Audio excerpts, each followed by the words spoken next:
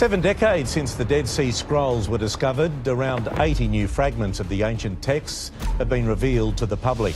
Are now being deciphered 2,000 years later, thanks in part to artificial intelligence. For decades, this scroll wasn't famous because of what it said. It was famous because no one dared to touch it. In the early 1970s, archaeologists were excavating the ruins of an ancient synagogue near the Dead Sea, in a quiet oasis known as Gedi. On the surface, the site didn't look extraordinary. Crumbling stone walls, faded mosaics, the kind of place that hinted at history but didn't scream revelation. That changed the moment they opened the Ark. Inside the holiest part of the synagogue, where sacred scrolls were once kept, they expected to find scraps of parchment or traces of writing. Instead, they found something that looked completely useless. Blackened lumps, shiny, brittle, crushed together like pieces of charcoal pulled from a fire. At first glance, it didn't even look like paper. Every attempt to lift one caused tiny flakes to fall away. The material was so fragile that even breathing too close felt risky. Whatever it was, it had been burned so completely that time itself seemed to have erased it. But then the realization hit. The shape was wrong for wood. The layers were too tight, and the location made it impossible to ignore. These weren't random remains. They were scrolls. Handwritten Torah scrolls, once read aloud to a living community, now fused into a single brittle mass by an ancient fire. The synagogue had been destroyed suddenly, violently. Ash covered the floor. Beams had collapsed. Lamps, coins, and ritual objects lay frozen where they fell. When the flames reached the Ark, the parchment didn't simply burn. It baked. The ink, the leather, everything collapsed inward and hardened together. What survived wasn't readable. It wasn't even openable. And that left the archaeologists with a brutal choice. If they tried to unroll it by hand, it would almost certainly crumble into dust. The words inside would be lost forever. But if they left it untouched, the scroll would survive, sealed, silent, and unread. They chose preservation over knowledge. The largest burned lump was carefully supported, boxed, and sent into storage. No cutting, no experiments, no risks. It was cataloged, locked away, and checked on occasionally, like a patient in a coma. Years passed, then decades. 40 years went by, with one question hanging over that blackened mass. What did it say? And for a long time, the honest answer was simple. No one knew, and no one thought they ever would. But silence has a way of ending when the right tool finally appears. At first, the burned scroll from the synagogue didn't feel urgent. Important, yes, but not revolutionary. To understand why it would later shake scholars, you have to zoom out far beyond that single ruin near the Dead Sea and look at what had already been found in the desert. Just a few decades earlier, Bedouin shepherds had stumbled across clay jars hidden in caves near Qumran. Inside were hundreds of ancient manuscripts that would become known as the Dead Sea Scrolls. Those texts changed everything scholars thought they knew about the Hebrew Bible. They were old, incredibly old. Some dated back more than 2,000 years. And when experts began comparing them, a strange pattern emerged. The Bible didn't exist as one perfectly fixed text. Different copies of the same books used slightly different wording. Some matched the Hebrew text used in modern synagogues. Others lined up more closely with Greek translations. A few followed traditions preserved by the Samaritan community. It became clear that during the Second Temple period, multiple versions of Scripture were circulating at the same time. Scholars call this textual plurality, but stripped of academic language, it means something simple and unsettling. The words weren't locked yet. That discovery reshaped biblical studies, and they created an expectation. If a Torah scroll from the first few centuries after that period were ever found intact, most experts assumed it would show variation, small differences, extra words, missing lines, some sign that the text was still evolving. That's where the burned synagogue scroll quietly became a big deal. It came from a village synagogue, not a desert sect hiding texts in caves. It belonged to everyday worshippers, people who gathered weekly to hear the Torah read aloud. And it dated to a time when scholars believed the text might still be in flux. But there was a problem. No one could read it. For decades, the scrolls sat in storage, while debates about biblical development played out using other evidence. The Gedi scroll was mentioned in footnotes, listed in catalogs, treated as a tragic what if, a potentially crucial witness, sealed inside charcoal. And that made it dangerous in a different way, because if that scroll ever did speak, it wouldn't just add information. It would test one of the biggest assumptions in biblical scholarship. It would either confirm that variation continued well into late antiquity, or quietly destroy that idea altogether. The problem was, there was still no safe way to ask it the question, until someone realized they didn't need to open it at all.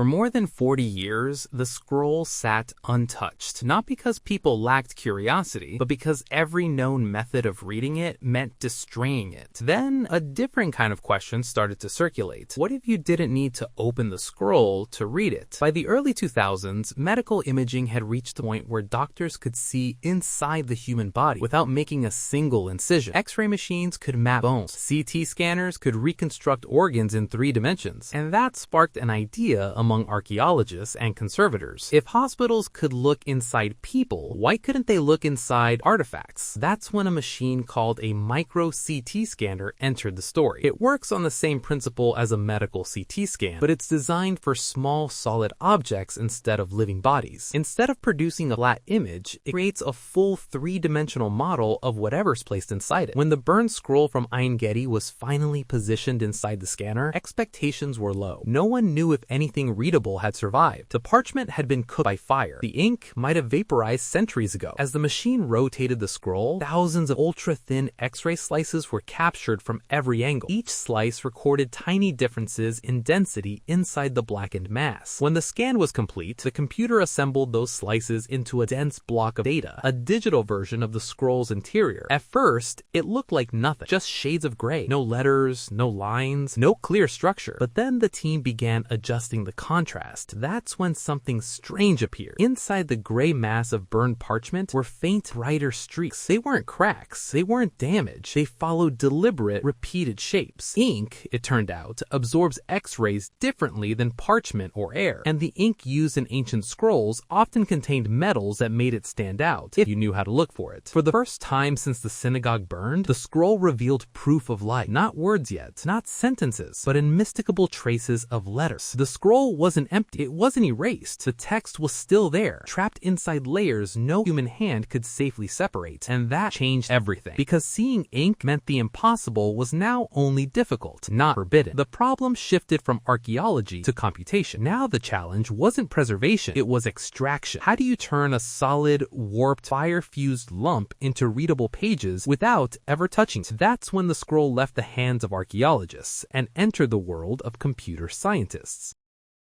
Seeing ink inside the scroll was the breakthrough. Turning that ink into readable text was the real battle. The digital scan of the burned scroll wasn't a photograph. It was a massive 3-dimensional block of data. Inside it were layers of parchment crushed together, twisted by heat, cracked in places, used in others. To the human eye, it looked like chaos. But computers don't see chaos the same way we do. The scan was sent to a research team led by computer scientist Brent Seals at the University of Kentucky, a group that had spent years developing ways to recover writing from damaged manuscripts. Their goal sounded simple, but bordered on impossible. They wanted to do, digitally, what no one dared do physically: unroll the scroll. The first problem was finding the layers. Inside the scan, the parchment wasn't neatly stacked. Fire had warped it. Some sheets were stuck together, others folded back on themselves. In places, the material cracked or bubbled. The software had to identify where one layer ended and the next began, without accidentally jumping between them. To solve that, the team built algorithms that could trace a single thin surface through the 3D data, following it as it curved and twisted, like mapping the skin of an onion one layer at a time. This process is called segmentation, but at its core, it's about patience. The computer learns to stay loyal to one sheet of parchment even when the path becomes unclear. Once a single layer was mapped, the next step was revealing what was written on it. The scan already contained the information. Ink, parchment, and air each absorbed X-rays differently. The trick was teaching the computer to highlight the denser spots that matched ink and ignore everything else. Those ink signals were then painted onto the virtual parchment surface. Now the computer had something remarkable: a digital version of a parchment layer, still curved and wrapped as it had been inside the scroll. But no one reads curved pages, so the final step was flattening. Using mathematical models, the team gently pulled each virtual layer flat, stretching it just enough to remove folds without distorting the writing. Think of pressing a crumpled page smooth, but doing it perfectly, and doing it without ever touching the original. When the process worked, the result was stunning. For the first time in nearly 15 centuries, a scroll that had been burned, crushed, and sealed was readable again, line by line, letter by letter, on a computer screen. 5 full wraps of parchment emerged, 2 narrow columns of text, dozens of lines, still crisp enough to study. The scroll had been unwrapped without being unrolled, and now, for the first time, scholars could finally ask the question that had waited for decades: what did it actually actually say.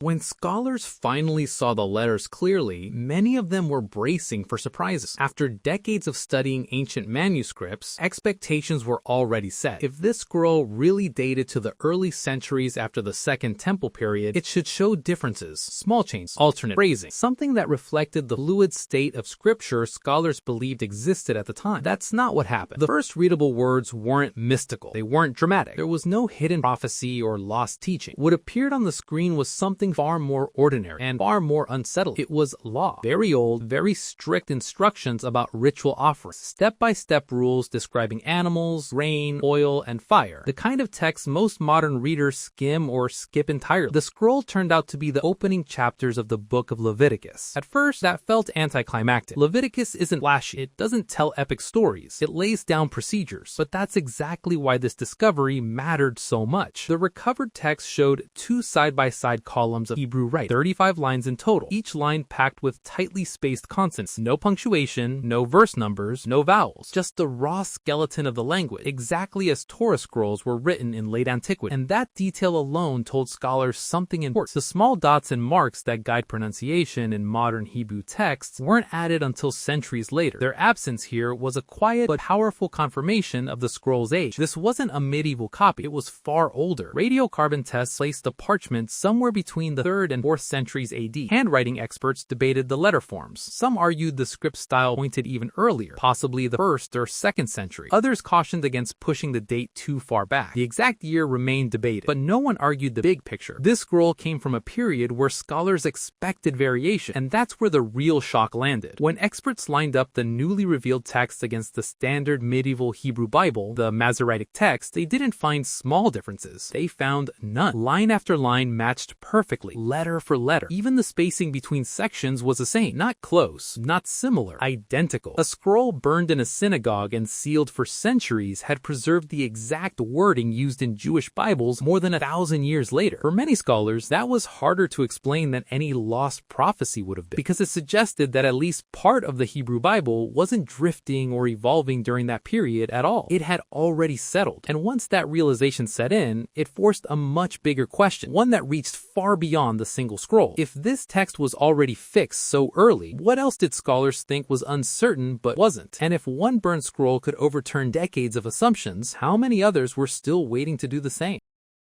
Once the excitement settled, the implications became impossible to ignore. For years, many scholars had pictured the early centuries of biblical transmission as unstable. The Dead Sea Scrolls had revealed variation, multiple traditions, different versions living side by side. It made sense to assume that this uncertainty continued well into later periods. But the burned scroll from Gedi didn't behave that way. When experts compared its text to the medieval Masoretic tradition, the version that later became standard in Jewish communities, they expected to find at least small shifts, a missing word here, a reordered phrase there. Instead, they found precision. The wording matched exactly. The line breaks matched. Even the tiny gaps used to signal a new section were placed in the same locations seen in much later manuscripts. That level of agreement wasn't just rare, it was unsettling, because it suggested that the process of fixing the text had happened far earlier than many theories allowed. This wasn't a desert sect preserving an unusual version. This was a synagogue scroll, used in public worship by an ordinary community. That detail mattered. It meant the text wasn't experimental or marginal. It was already authoritative. In other words, by the time this scroll was copied, at least parts of the Hebrew Bible had stopped changing. That realization forced scholars to rethink a long-standing narrative. Instead of a slow, gradual tightening of the text over many centuries, the evidence now pointed to an earlier moment of stabilization, a point where variation narrowed and tradition took control. And it did so quietly. No council, no announcement, no dramatic turning point recorded in history. Just careful copying, generation after generation. The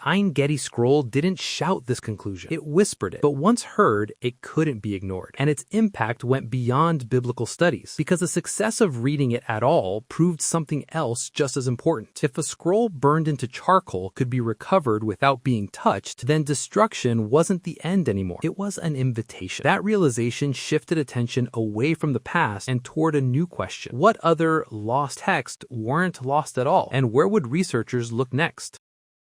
Once researchers proved that a burned scroll could still be read, attention shifted fast, not back in time, but outward. Because Gedi wasn't the only place where fire had sealed knowledge instead of destroying it. Nearly 2,000 years ago, a Roman seaside town called Herculaneum was wiped off the map when Mount Vesuvius erupted. Unlike Pompeii, which was buried in ash, Herculaneum was hit by superheated mud and gas. The temperature was so extreme that wooden buildings carbonized instantly. So did books. Inside a luxurious villa, later called the Villa of the Papyri, hundreds of scrolls were baked until they turned black and solid, almost identical to the synagogue scroll from Gedi. When workers uncovered them in the 1700s, curiosity got the better of caution. Many were sliced open. Others were pried apart by hand. Most crumbled. Lines vanished. Entire texts were erased forever. For more than 2 centuries, what remained was considered unreadable, a tragic library of charcoal, until the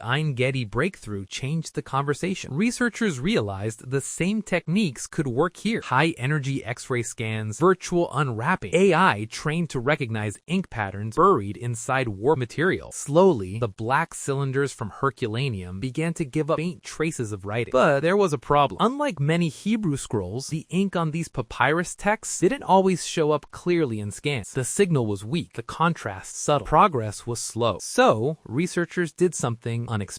They opened the data to the world. The raw 3D scans of the Herculaneum scrolls were released publicly, and the global competition was launched, the Vesuvius Challenge. The goal was simple to state and brutally hard to achieve. Train artificial intelligence to detect hidden ink better than anyone else. The prize money made headlines, but what really mattered was what followed. By early 2024, a small team of young competitors succeeded. Their AI learned to spot microscopic texture differences, changes too subtle for human eyes, and assemble them into recognizable Greek letters. For the first time in nearly 2,000 years, words emerged from a sealed Herculaneum scroll. Not myths, not epic poetry, philosophy. Fragments of a text linked to the Epicurean thinker Philodemus, discussing pleasure, music, food, and whether rare luxuries truly make life better. Another scroll revealed repeated references to moral disgust, pointing to debates about ethics and human behavior. These weren't scraps, they were arguments, voices, thought, preserved under volcanic rock. And suddenly,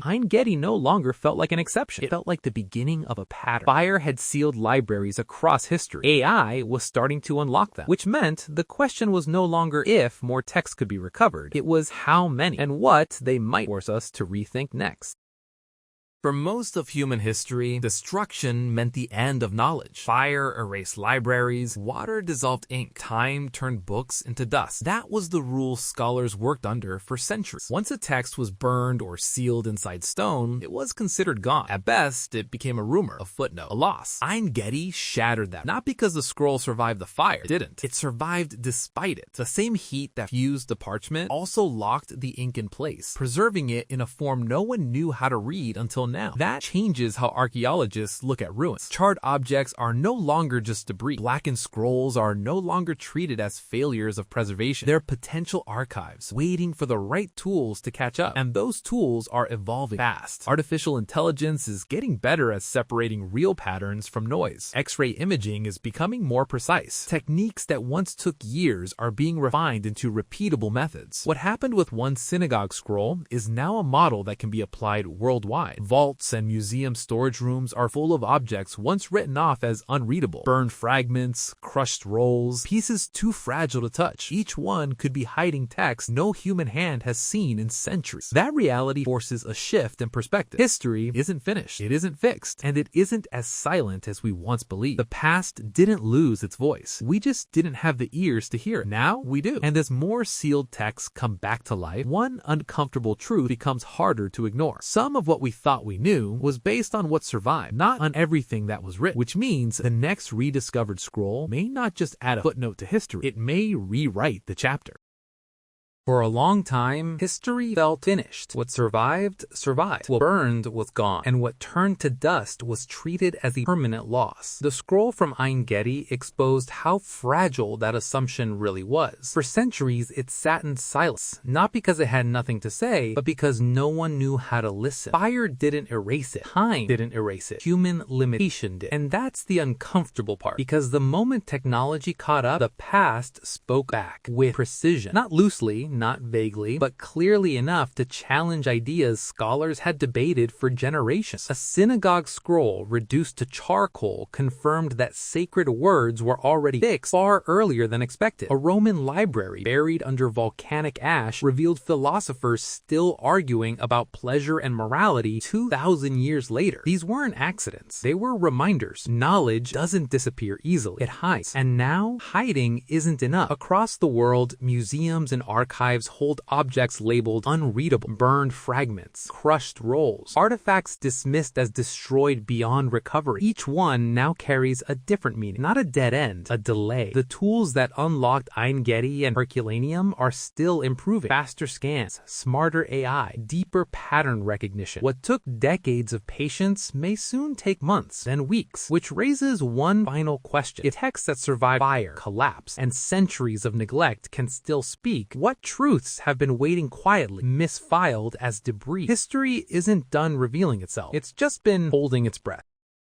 What happened with these scrolls wasn't supposed to happen. For centuries, scholars believed there was a hard line. On one side, texts that survived. On the other, texts that were gone forever. Fire was the end. Collapse was the end. Silence was final. But that line doesn't exist anymore. The scroll from Gedi proved that destruction doesn't always erase meaning. Sometimes it preserves it in a form that only becomes readable much later. The same is now happening with libraries sealed by volcanoes, buried by time, or dismissed as useless fragments. That should change how we think about the past, because history, as we know it, is built on survival bias. We study what escaped disaster, not what endured it. Entire voices, arguments, and traditions may still be sitting inside objects labeled unreadable, waiting for the right moment to return. And that moment is starting now. Every improvement in imaging, every advance in AI pushes that door a little wider. What was once sealed by fire is becoming transparent. What was silent for centuries is being read again, word by word, line by line. So the next time a blackened fragment is pulled from a ruin, it may no longer be treated as a loss. It may be treated as a message. And the only real question left is this: when the past finishes speaking, are we ready for everything it has to say?